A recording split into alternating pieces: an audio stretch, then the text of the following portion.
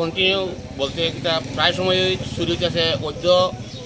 ওই যে মিষ্টি দোকান যে অরুণ তানিয়া দোকান চুরি হয়েছে, কালকে 2টা দোকান চুরি হয়েছে, এর আগে বাবুলদার দোকান চুরি হয়েছে, এর আগে নিমাই যে মাংস বিক্রি করে তার দোকান চুরি হয়েছে।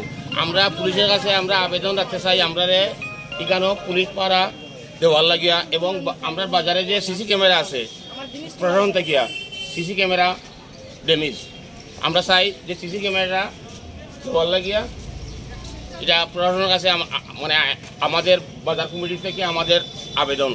আপনারা কি এইভাবে লাগাতার চুরি হওয়ার পরে কি থানা জানাইছিলেন? জানিয়েছি, আমরা থানাতে গেছি, আমরা ডেপুটেশন দেওয়া হয়েছে। তারপর থেকে কি পুলিশ প্রতিদিন এখানে রাতে পাহারা দেয়? না, সব দিন থাকে না, সব দিন মাঝে মধ্যে থাকে 1-2 জন, আবার সব দিন থাকে না। 1-2 জন আইলেও তারা পাড়া দিত, কিন্তু এইদিকে কর্নারে গিয়ে বইয়া থাকে। এরকম কর্নারে যদি বইয়া থাকে তো আর এটা পাড়া দেওয়া হয় না। যদি তারা একটু হাঁটাচলা করে তাহলে যে চুরি করতে হইব হেরও একটু ভয় ভীতি থাকবো। কিন্তু তারা তো যারা 1-2 জন স্টাফ আইয়ে তারা এই কর্নারে গিয়ে বইয়া থাকে, কর্নারে বইয়া থাকলে কোনো সময় আর চুরি করতেছেন নাকি প্রায় সময় রাত্রে।